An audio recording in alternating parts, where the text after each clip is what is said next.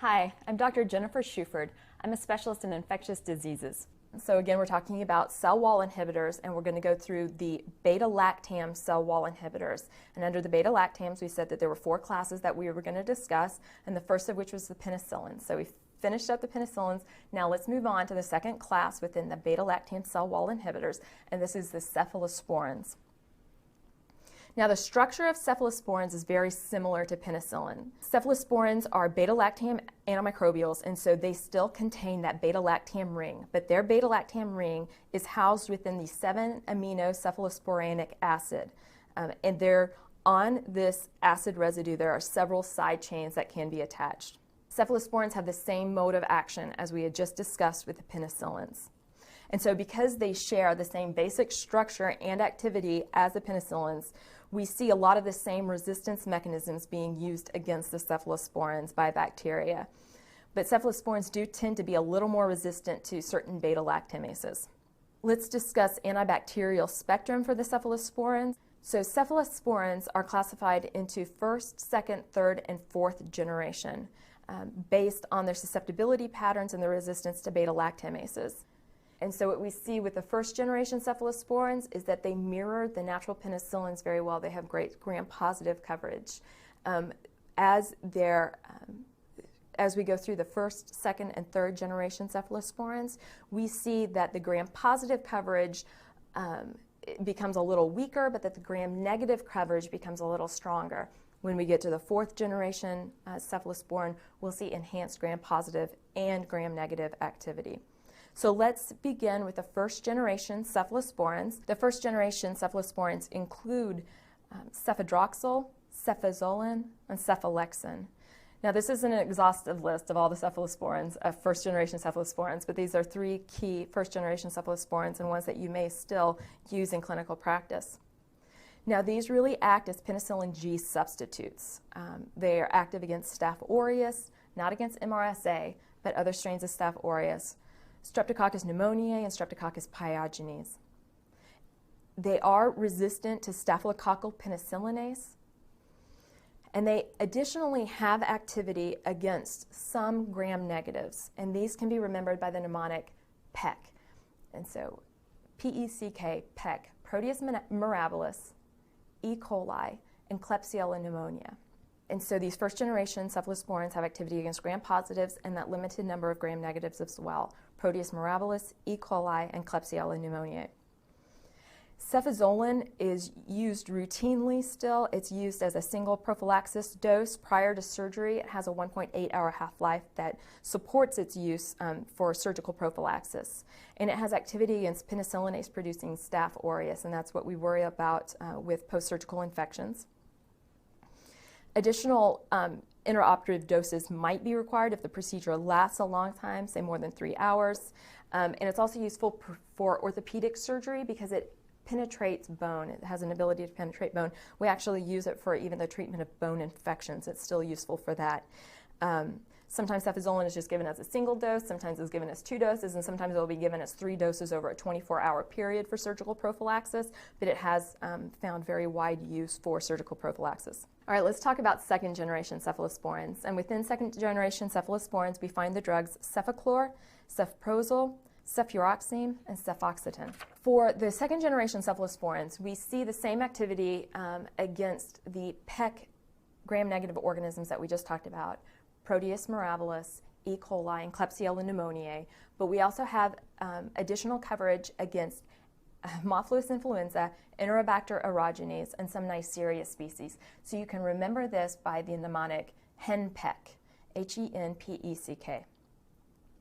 Among the second generation cephalosporins, though, we do see slightly weaker activity against the gram-positive organisms, but like I mentioned, some enhanced activity against gram-negative organisms. All right, let's move on to the third generation cephalosporins. And within the third generation cephalosporins, we have drugs such as cefdinir, cefixime, cefotaxime, ceftazidime, ceftabutin, ceftazoxime, and ceftriaxone.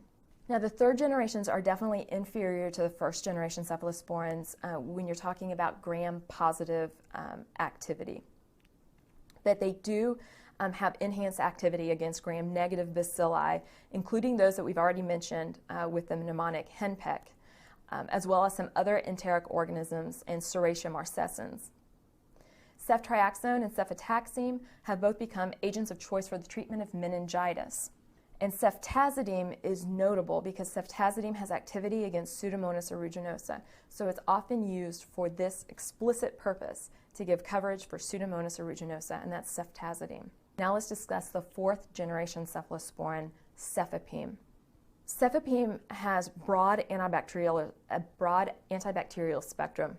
It's active against streptococci and staphylococci. Of course, only the methicillin-sensitive staphylococci, so not MRSA, but the other staphylococci, or Staph aureus strains.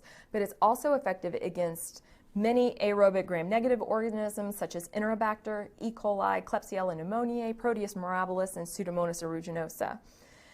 And so it is a very broad-spectrum antibiotic which has good pseudomonal coverage and therefore is seeing wide use.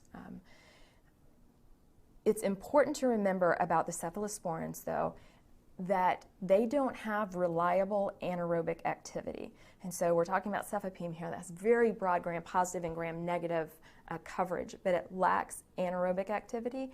And so if you are treating somebody empirically for an infection and you don't know exactly what the cause is, but anaerobes are a possibility, you will need to add an anaerobic agent such as metronidazole to cefepime to really get that broad spectrum that you're looking for.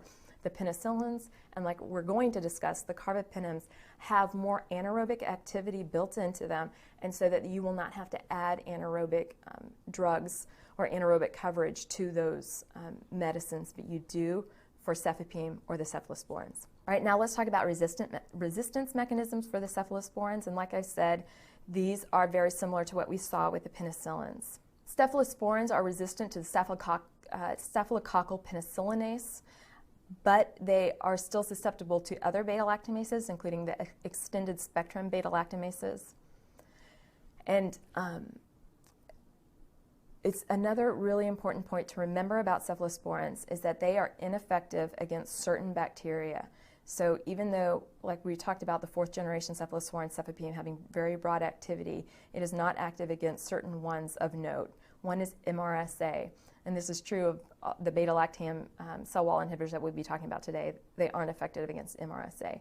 Cephalosporins aren't effective against C. difficile. But again, this isn't surprising. Very few agents are effective against C. difficile.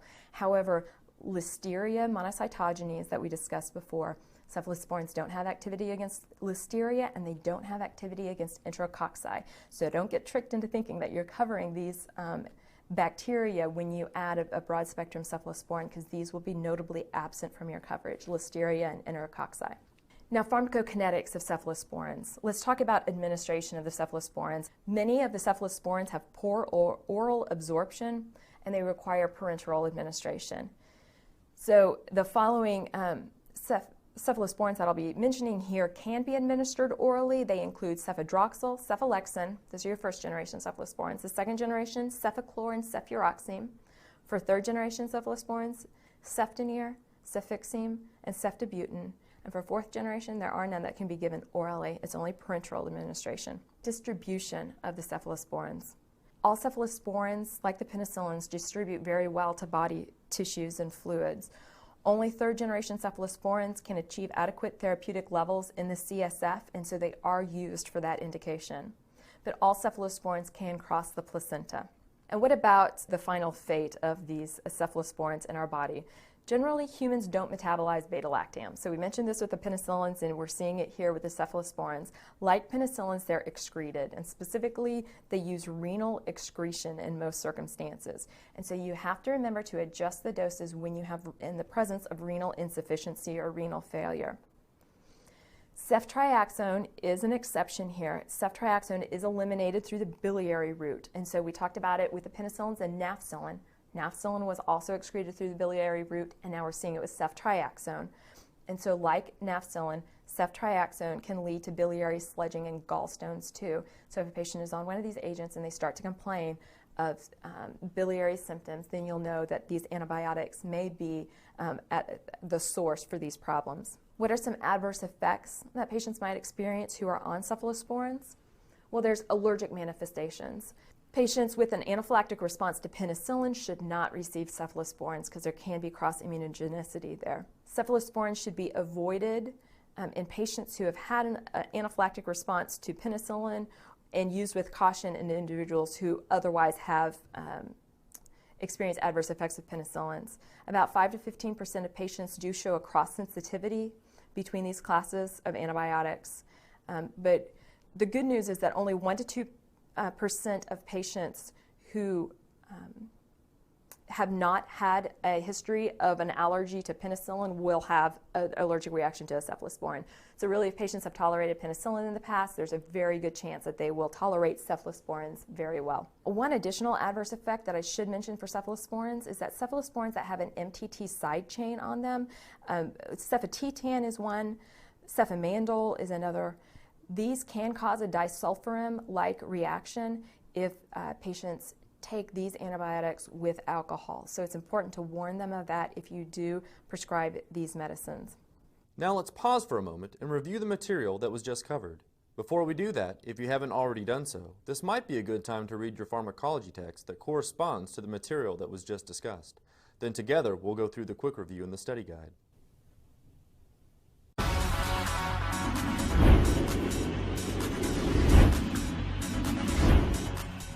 Hello there, judges. Hello there. You seem confident, maybe a bit too confident. Are you good, or do you just think you're good? Oh, I'm good. Oh, well then show us, girlfriend. How are cephalosporins classified? First, second, third, and fourth generations. Correct. Woohoo! Okay, little Miss Thing. Well, what first-generation drug is used for surgical prophylaxis, especially in orthopedic surgery? Cefazolin. Correct again. Booyah! That's good. Missy, I wouldn't get too smug if I were you. I'm anything but impressed. Tell me this, are third-generation cephalosporins more active against gram-positive bacteria than first-generation cephalosporins, or less active? They are more active. More active is the answer. Less active, my dear. They are much less active against gram-positives, but much more effective against gram-negatives. I would have to go with 1,000,000 times no. You think you're so... But I know this stuff. I do. I can even list the second-generation cephalosporin, Cefaclor. Shannon, it's a no. A bloody, fat no. Just like you. Now please leave before you embarrass us all.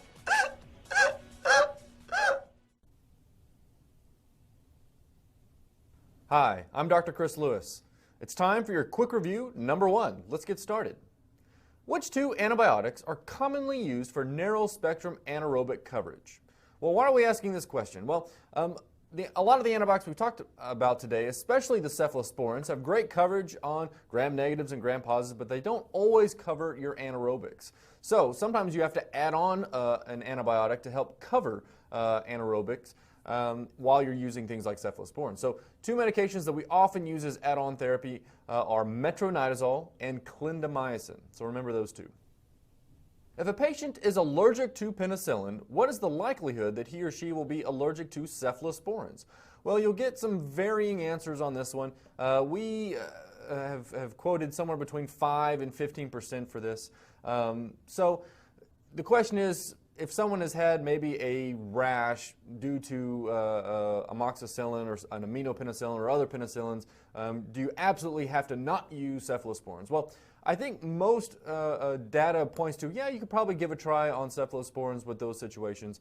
I would probably not use a cephalosporin if someone had a serious reaction to penicillins. If they had an anaphylactic reaction, obviously you probably don't want to risk it in those patients. So, but what's difficult is that a lot of people think they have an allergy to penicillin when they actually don't. So I have to really use my judgment on, well, just how bad was that reaction to determine if that cephalosporin is a risky choice or not. Next, as you increase in generation with the cephalosporins, what is the general trend of bacterial coverage? So this is a great question, something you really need to remember. So from first generation to third generation, there's an increase in gram-negative coverage and a decrease in gram-positive coverage.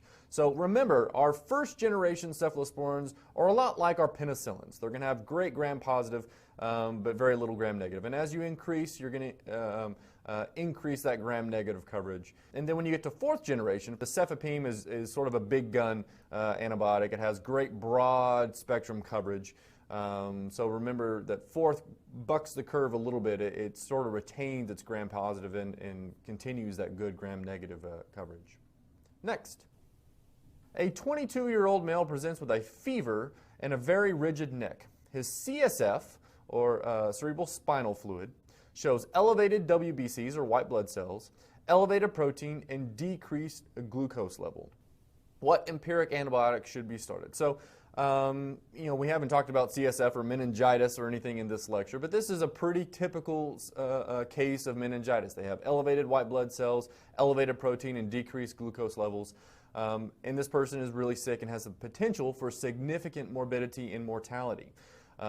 So we use empiric antibiotics. We don't wait around to find out what's on the gram stain. We don't find out, we don't wait around to look to identify susceptibility and all that sort of thing with our bacteria. So as soon as we have an idea that someone has bacterial meningitis, we jump on it right away. So we start throwing antibiotics on them. So what are you going to want to use? Well, you're going to want to cover just about everything. So a third generation cephalosporin like cefotaxime or ceftriaxone are the drugs of choice for meningitis, but you also want to cover MRSA, because remember, our cephalosporins are not covering MRSA, and since MRSA is so prevalent now in our society, we want to cover it. So what are we going to use for a hospitalized patient with potential MRSA? Well, we're going to use vancomycin, so very important to remember those things.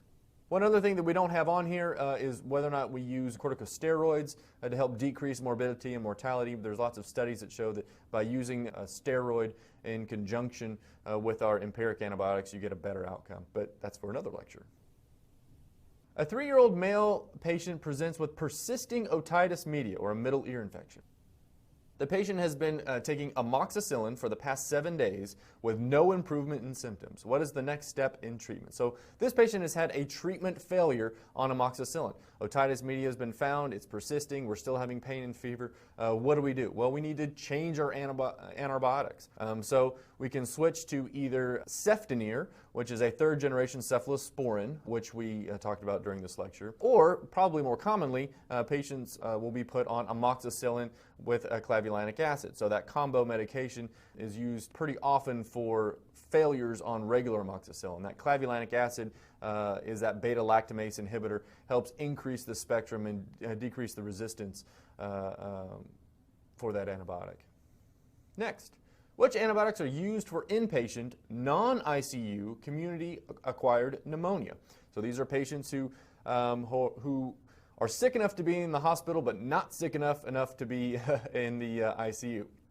So there's 2 different things you need to remember, and this goes back into the types of medications we've talked about during this lecture. So you can use a combination therapy with ceftriaxone or cefotaxime, or the combo medication of ampicillin and sulbactam. You can use one of those medications plus a macrolide, and macrolides includes things like azithromycin or chlorothromycin. So why are we using this combination therapy? Let's think about our coverage. So our ceftriaxone or cefotaxime is going to have a good gram-positive, good gram-negative coverage, but one thing it's going to miss are your atypical bacteria, and that's why we use the macrolides. The azithromycin or the chlorothromycin are going to be good at covering those atypical bacteria that can cause pneumonia. So you can use a monotherapy other than this combination therapy that we just talked about. You can use levofloxacin or moxifloxacin by itself as a monotherapy. Moving on, which cephalosporins can be used for prophylaxis against Viridans streptococci endocarditis associated with dental procedures? So patients who have prosthetic heart valves, or maybe they have beat up valves due to rheumatic heart disease or some other problem with their heart valves, we like to prophylax against a potential endocarditis infection. So Viridans streptococci, you need to remember that with dental procedures. That's a good test question. Well, you can use first-generation cephalosporins.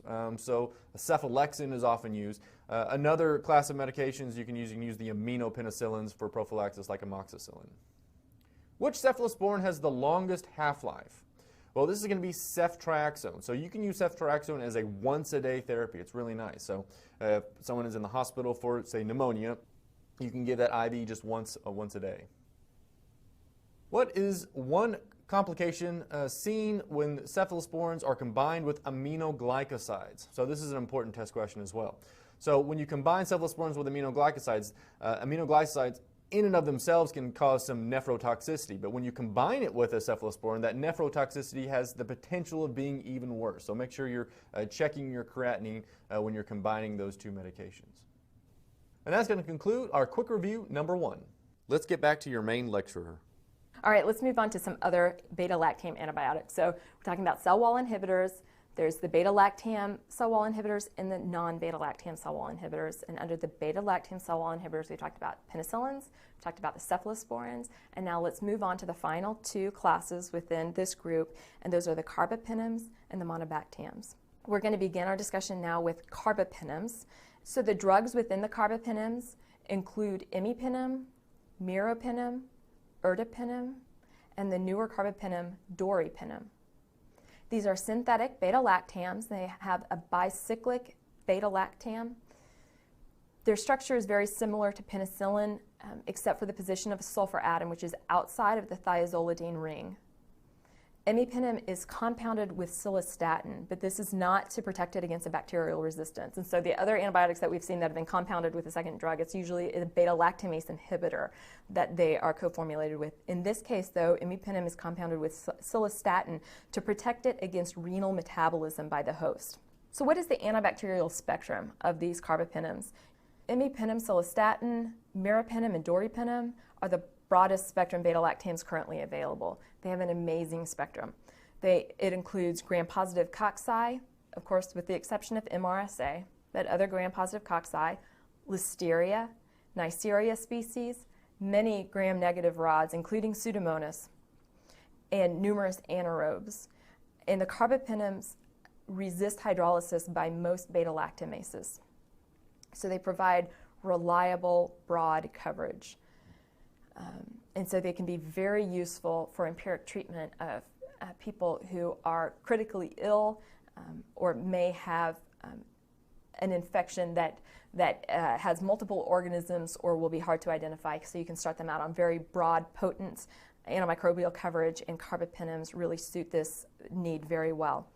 Ertapenem is not a great alternative for the other carbapenems in a lot of these circumstances because it does not have Pseudomonas coverage, and it also does not have enterococcal coverage. And so these are 2 pretty big holes for ertapenem.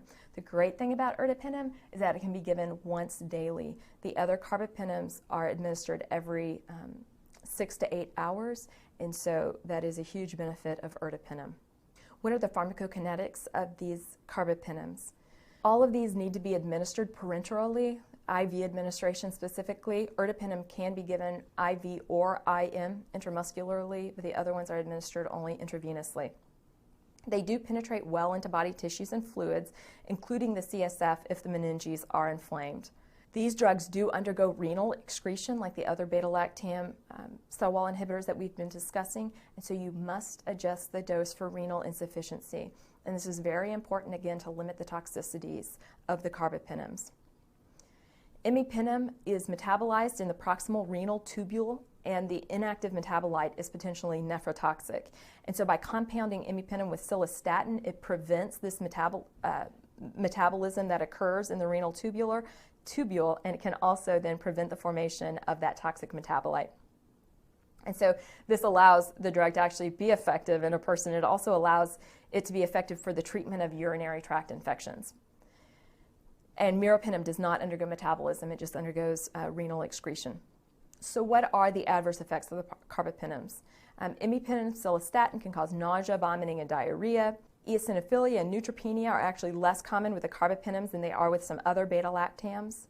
But this potential for seizure is really important to remember about this class of antibiotics.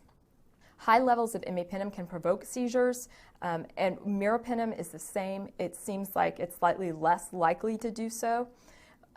What it does is it lowers the seizure threshold, so if there's any predisposing reason for them to have a seizure, for the patient to have a seizure, then giving imipenem or meropenem may make a seizure more likely in those people.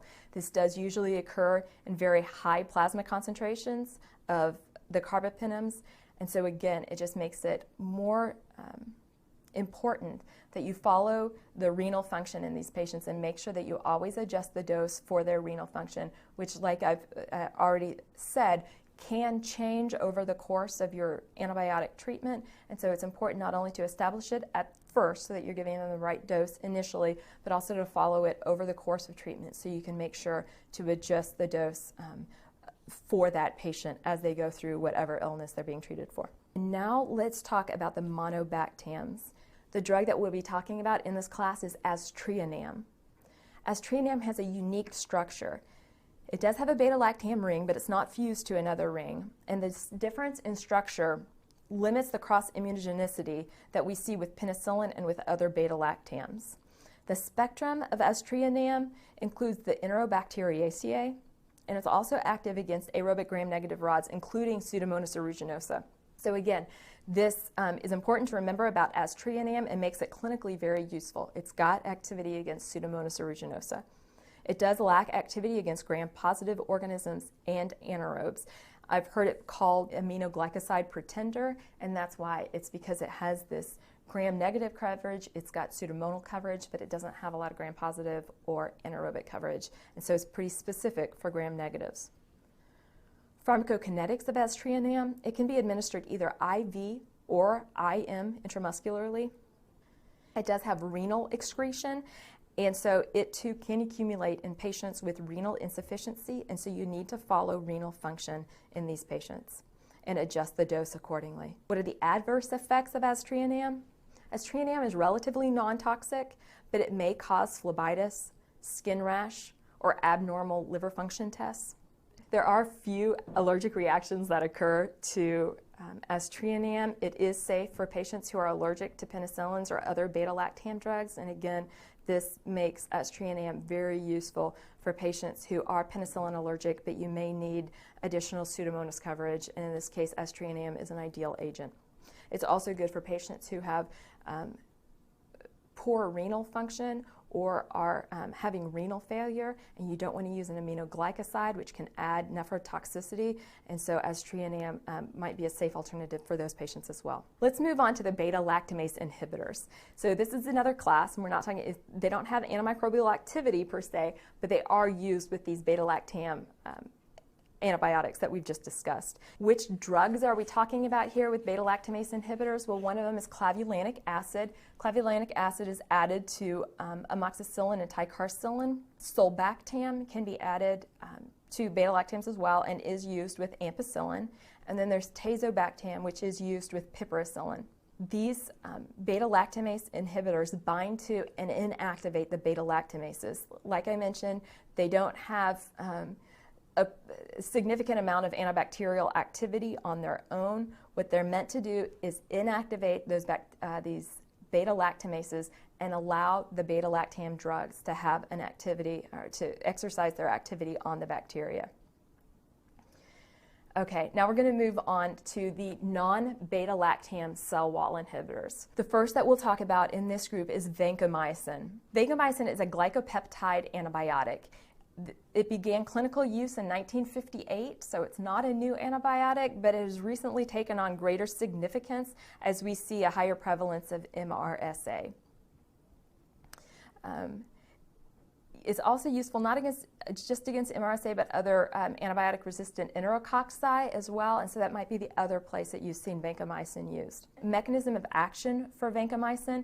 Vancomycin binds to the D-alanine portion of the peptide precursor units, and this then inhibits the synthesis of the bacterial cell wall phospholipids as well as the peptidoglycan polymerization that we were seeing previously when we were discussing the mechanism of action for the penicillins. By weakening the cell wall, it can damage the underlying cell membrane. What's the antibacterial spectrum of vancomycin? Vancomycin is primarily effective against gram-positive organisms, and this includes MRSA, methicillin-resistant Staphylococcus epidermidis, as well as enterococci.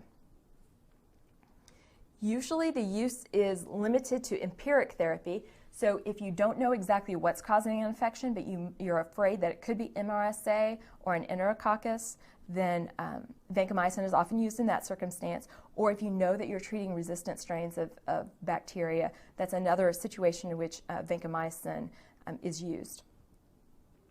Oral vancomycin is also used for life-threatening colitis from C. difficile. Vancomycin can be synergistic with aminoglycosides, and it can be used in the treatment of enterococcal endocarditis.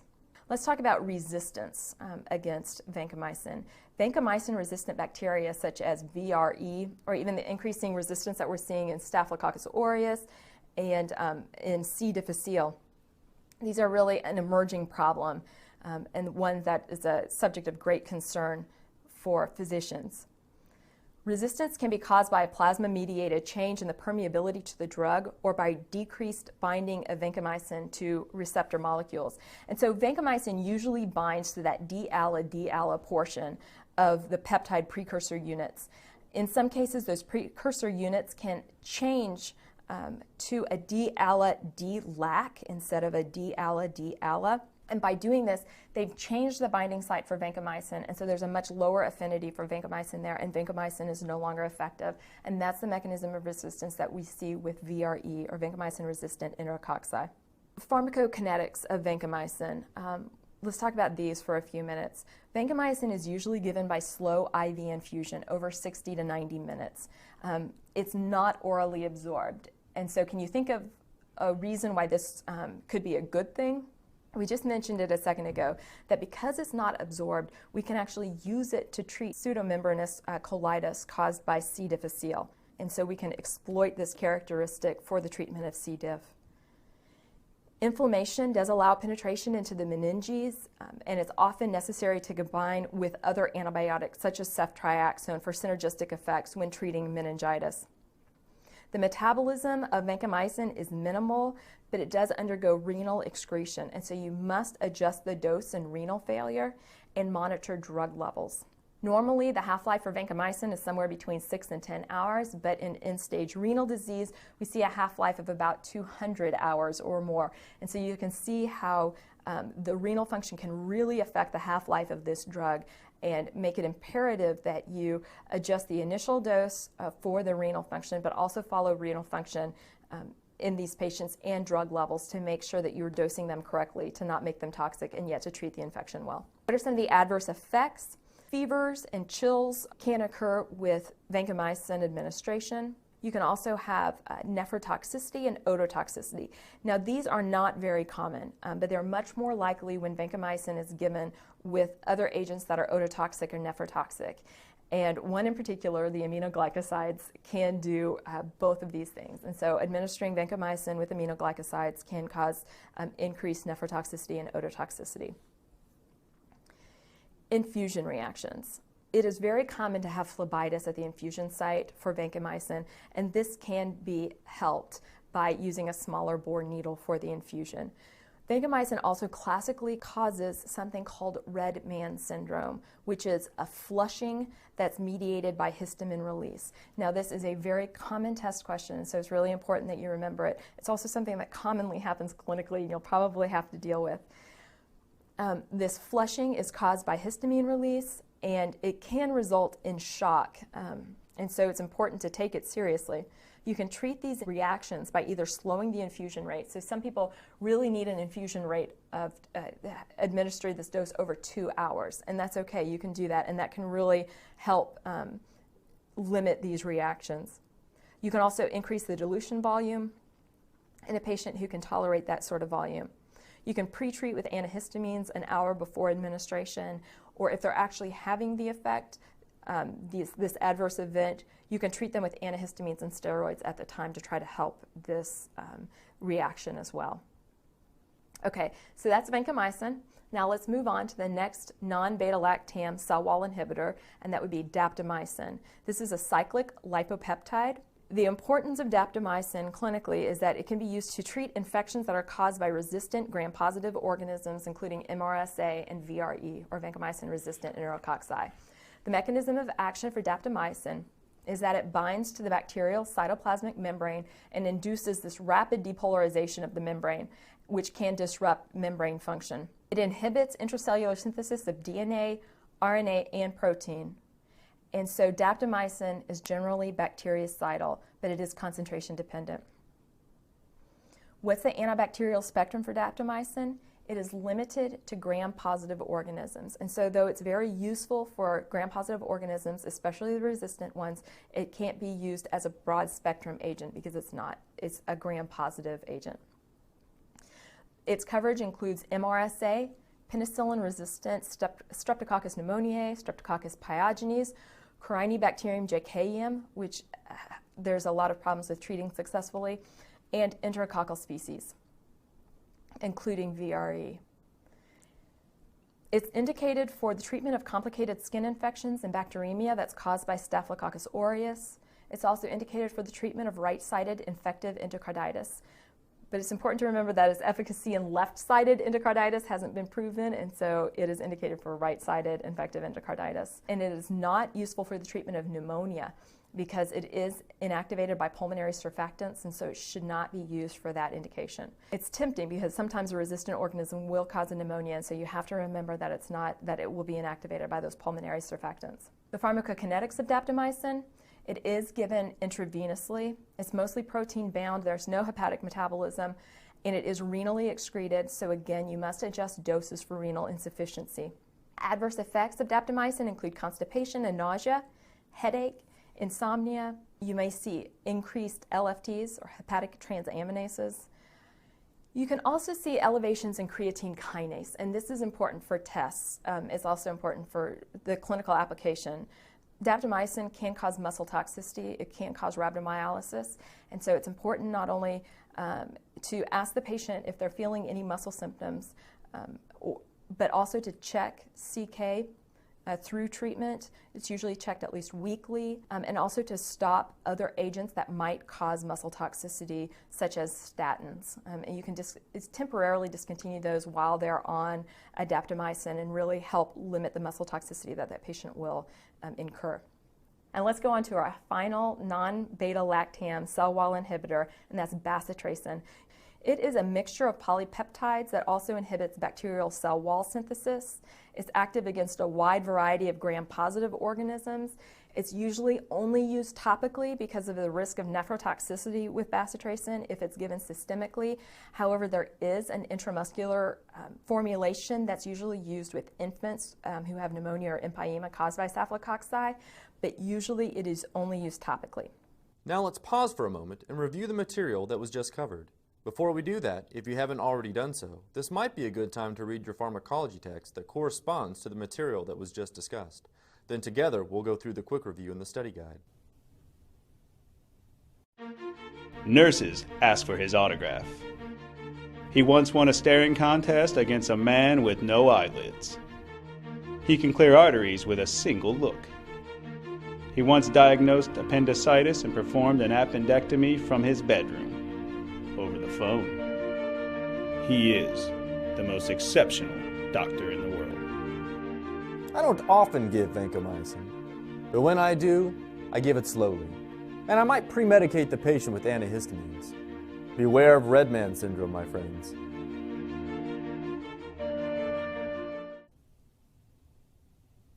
All right, it's time for our quick review number 2. Let's get started.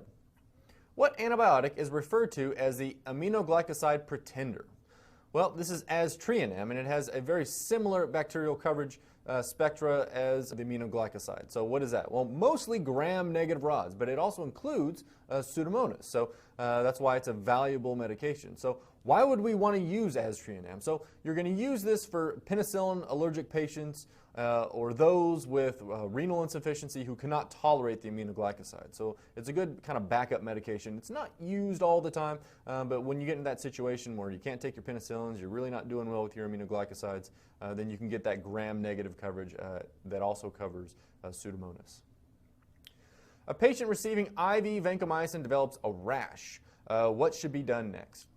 Well, this is our red man syndrome. So a very testable question. Remember, red man syndrome associated with vancomycin. It's perpetuated by histamine release, so it's not necessarily a life-threatening condition, but it can be pretty uncomfortable, though occasionally you can have serious allergic reactions. So what do? Well, you can treat with antihistamines or corticosteroids if they're having the reaction. So if it's really bad, we're really trying to control that histamine release. But it doesn't mean it's a contraindication to therapy. So you can restart vancomycin therapy, but what do you have to do? Well, you have to slow down the infusion rate. You can dilute the antibiotic a little bit more, though most of the time we just decrease the infusion rate.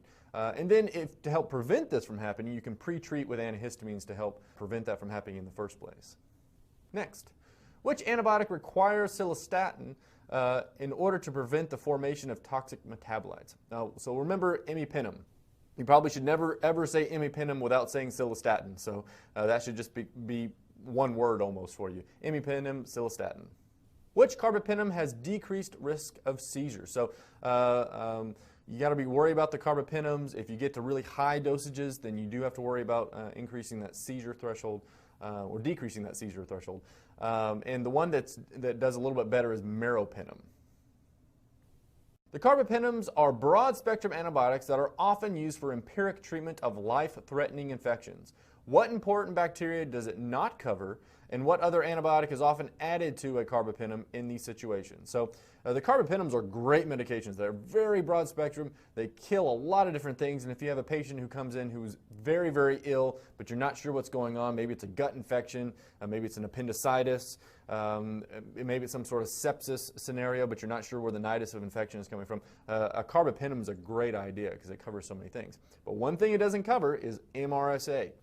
And that's why vancomycin is added to a lot of these medications. So remember, MRSA is our big bacteria that we're just not covering, and vancomycin is always the answer to a serious MRSA infection.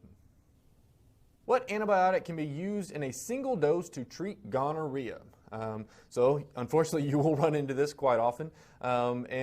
The treatment of choice is ceftriaxone, and that can be used IM. And one thing you should probably know is that IM ceftriaxone is very painful. So often we combine our shot with lidocaine because it is a really, really painful shot. And it's a great reminder for people not to get gonorrhea because that shot is awful. List the cell wall inhibitors that are effective against Pseudomonas. So this is a great question here, because there's quite a few that cover it. Not all of them were in this lecture, but in our previous cell wall inhibitor lecture as well. So cefepime, carbenicillin, ticarcillin, piperacillin, and aztreonam. So remember all those for Pseudomonas. What are the major side effects of vancomycin? So Dr. Schuford went over this as well. One thing that I would point out to you is that there's a mnemonic NOT, N-O-T, that you can remember for vancomycin, and that stands for nephrotoxicity, ototoxicity, and thrombophlebitis. And then always remember with vancomycin that red man syndrome. So remember those four things, but to help with some of the maybe less specific side effects, remember NOT. Next, which antibiotic is used only topically due to nephrotoxicity? So remember bacitracin, and we use bacitracin for a lot of just superficial wounds in the office. Good antibiotic coverage helps keep those superficial wounds from getting overly infected. And that's going to conclude our quick review number 2. Now's a good time to pause the video and complete the in-session quiz. Then restart the video and we'll go through the quiz together. All right, you've made it to the end of the lecture. Now let's finish our end-of-session quiz. State how each of the following antibiotic classes impacts the cell wall. So cephalosporins. So they inhibit one or more of the high molecular weight penicillin-binding proteins, and it acts as a transpeptidase in the cell wall synthesis. So it works similarly to our penicillins. Carbapenems also work very similarly. Inhibits cell wall synthesis, binds to the PBP, and inhibits peptidoglycan. And then the monobactams, they bind to the penicillin-binding proteins, but it acts on the number 3, so penicillin-binding protein 3, and it works on the aerobic gram-negative bacilli. Next, classify these antibiotics: cefixime, aztreonam, meropenem, and cephalexin. So Cefexime and cephalexin are cephalosporins. Ertapenem and meropenem are carbapenems. And the monobactam is aztreonam. Next, classify the following cephalosporins. So we've got several here. So under first generation, we have cefadroxil and cephalexin. Second generation, we have cefaclor and ceffuroxime. Third generation, we have cefdinir and ceftriaxone. And fourth generation, we have cefepime.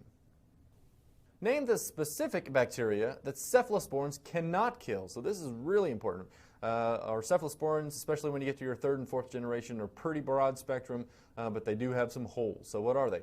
Number one, MRSA, and we're going to go over that over and over again. MRSA just doesn't get covered by these things, but it's also not going to cover Listeria monocytogenes. C. difficile is not covered, and your enterococci. Match the following characteristics to the correct cephalosporin. All right, so you've got a first-generation cephalosporin used for pharyngitis. Well, often you'll use cephalexin. Third-generation alternative for otitis media, that's going to be cefdinir. Fourth-generation cephalosporin, it's the only one we have, cefepime. And longest half-life kills Neisseria gonorrhea. We've gone over this before, and that's ceftriaxone. Compare and contrast the difference in microbe coverage of second versus third generation cephalosporins. Well, your second generation cephalosporin will have greater gram-positive cocci coverage. Your third generation cephalosporin will cover Pseudomonas, Serratia, and most of the enteric organisms. Now, your second generation do not cover a lot of the gram-negatives that your third generation will cover. What are the potential adverse effects associated with vancomycin? Remember, we went over this before. Remember not nephrotoxicity, ototoxicity, thrombophlebitis, but then also remember red man syndrome. Which cell wall inhibitor matches the following statement? So these are some high-yield descriptions here that ought to be buzzwords, so when you hear them, you immediately think of these things. Causes red man syndrome, obviously vancomycin. Next step in treatment of otitis media if resistant to amoxicillin. Well, you're going to either use your combination amoxicillin with clavulanic acid or cefdinir. Prophylaxis against bacterial endocarditis. Think of first aminopenicillins like amoxicillin, but you can also use a first-generation cephalosporin like cephalexin. Increases the nephrotoxicity of aminoglycosides, and that's in general your cephalosporins. Aminoglycoside pretender, you should think of aztreonam. Treatment for right-sided bacterial endocarditis, think of daptomycin. Single-dose treatment of gonorrhea, ceftriaxone. Hospitalized patient with new gram-positive cocci in clusters in the blood. Ooh, this is a good one. So what do you think of when you get a gram-positive cocci in clusters? That should immediately make you think of Staph aureus. And what have we been talking about Staph aureus? It's often an MRSA or methicillin-resistant Staph aureus. So what are we going to grab for an MRSA sick patient in the hospital? Vancomycin. Treatment for C. diff colitis. This again is vancomycin, but it's different. It's not our usual IV form, it's our oral form. Remember, vancomycin is not absorbed in the gut, so it stays in the gut, and that's why it's good for killing gut infections. Broad spectrum coverage for appendicitis. So we're going for broad spectrum coverage. It's in the gut. You're not really sure what you're looking for. So you probably want to cover anaerobes as well as a lot of gram-negative stuff. So you want to think of your imipenem-cilastatin combo or your meropenem. Cell wall inhibitors effective against Pseudomonas. So that's going to be cefepime, aztreonam, and carboxypenicillin. If a patient has tolerated penicillin in the past, what is the likelihood that the patient will be allergic to a cephalosporin? So maybe someone who hasn't had a cephalosporin, you ask them, hey, have you ever had penicillins before? And they say, yeah, I do great on penicillins. What's the likelihood that they're going to have any problems with cephalosporin? Really, really low. It's about 1 to 2%. So if you tolerate penicillins, you're probably going to tolerate cephalosporins. What is the bacterial coverage of daptomycin? We don't use daptomycin that often, but it's great for resistant gram-positive bacteria. So think of MRSA and VRE. And remember, one of the buzzwords is right-sided bacterial endocarditis. Well, that's going to conclude our end-of-session quiz. I hope you learned something, and good luck studying.